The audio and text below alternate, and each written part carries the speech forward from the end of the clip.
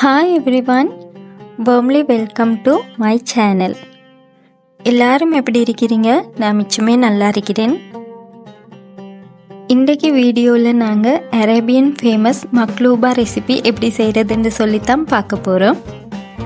இந்த ரைஸில் டேஸ்ட்டாக இருக்கட்டும், ஃப்ளேவராக இருக்கட்டும் எல்லாமே அவ்வளோ நல்லா இருந்துச்சு. ஆனால் ஒரு சில இடங்களில் எனக்கு சொதப்பலாகிடுச்சு. அதெல்லாம் என்னன்னு சொல்லி உங்கள்கிட்ட ஷேர் பண்ணுறேன். வாங்க வீடியோக்குள்ளே போவோம்.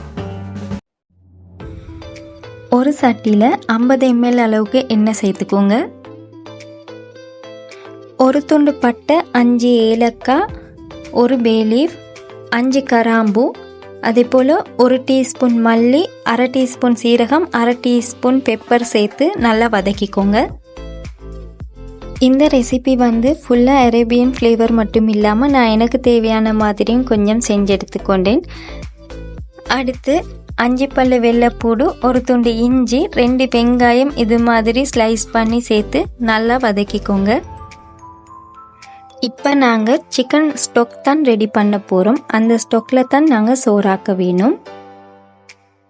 இப்போ நாங்கள் மசாலா தூளெல்லாம் சேர்த்துக்குருவோம். கொஞ்சமாக மஞ்சள் தூள், 1 டீஸ்பூன் சில்லி பவுடர், 1 டீஸ்பூன் மல்லித்தூள், 1/2 டீஸ்பூன் மிளகுத்தூள், 1/2 டீஸ்பூன் சீரகத்தூள் எடுத்திருக்கிறேன்.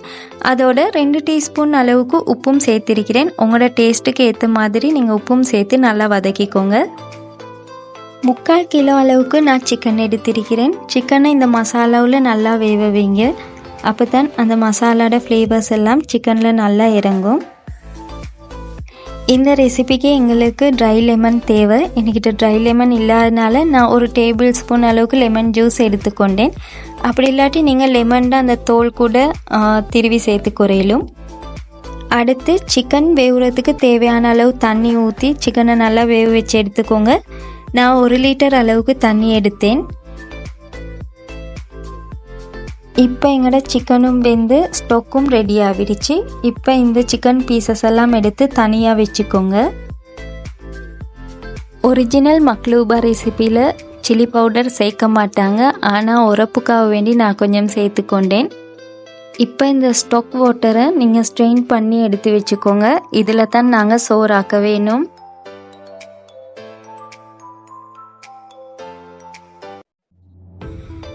அடுத்து நாங்கள் உருளைக்கிழங்கு ஃப்ரை பண்ணிக்கிற வேணும். அதுக்கு 1/4 கிலோ அளவுக்கு உருளைக்கிழங்கு எடுத்து இது மாதிரி ரவுண்ட் ஷேப்பில் வெட்டி பொரிச்சு எடுத்துக்கோங்க.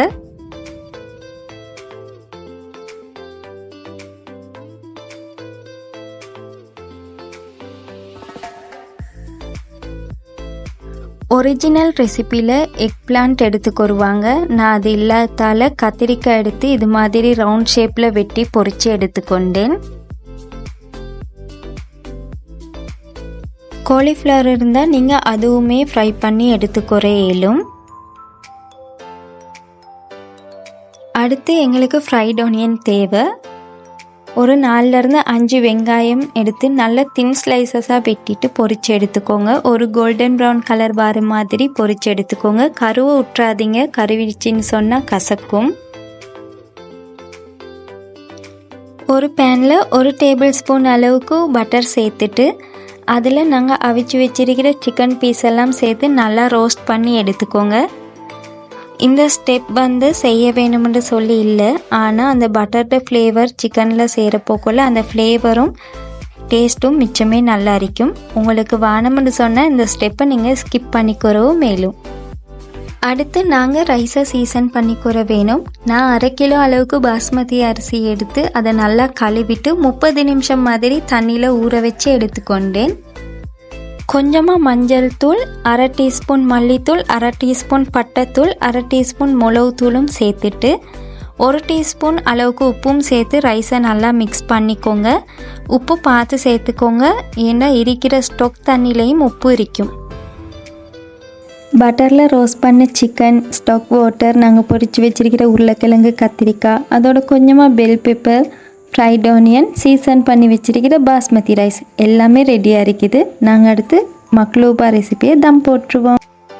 சட்டி ஒன்று எடுத்து இது மாதிரி பட்டர் பேப்பர் ஒன்று போட்டுக்கோங்க. ஏன்னா ஃபர்ஸ்ட் சொதப்பல் என்னன்னு சொன்னால் நான் மிச்சம் பெரிய சட்டி எடுத்துட்டேன். தக்காளி எடுத்து ரவுண்டாக வெட்டி இப்படி அடுக்கிக்கோங்க. அடுத்து நாங்கள் பொரித்து வச்சிருக்கிற உருளைக்கிழங்கையும் அடுக்கிக்கோங்க. அதோட ரோஸ்ட் பண்ண சிக்கன், அதுக்கு மேலே கத்திரிக்காய், அப்படி எல்லாத்தையுமே சுற்றி வர அடுக்கிக்கோங்க.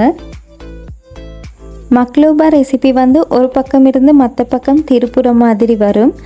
அதனால ஒரு சைடு நல்லா கார்னிஷ் பண்ணிக்கோங்க. பொரித்த வெங்காயமும் சேர்த்துட்டு அதோட பெல் பெப்பரும் சேர்த்திருக்கிறேன்.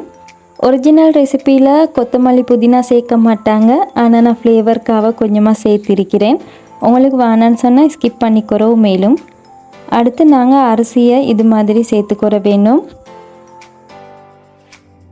அரிசியை எல்லா பக்கமும் இது மாதிரி சமப்படுத்திட்டு எடுத்து வச்சிருக்கிற ஸ்டாக் வாட்டரை சேர்த்துக்கோங்க.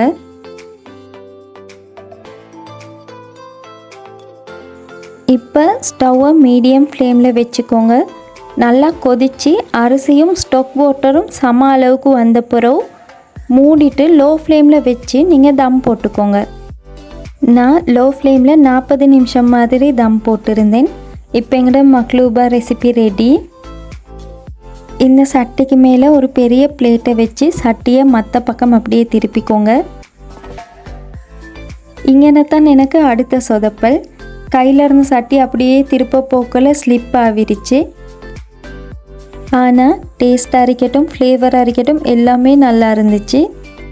இன்ஷால்லா இதே ரெசிப்பியை எந்தவித பிழையும் இல்லாமல் சரியான முறையில் மறுவாலும் நான் அப்லோட் பண்ணுவேன் இன்ஷால்லா. இந்த வீடியோஸ் உங்களுக்கு பிடிச்சிருந்தா லைக், ஷேர் அண்ட் சப்ஸ்கிரைப் பண்ணி சப்போர்ட் பண்ணுங்கள். இன்னொரு வீடியோவில் உங்களை சந்திக்கிறேன். அது வரைக்கும் பபாய் அண்ட் டேக் கேர்.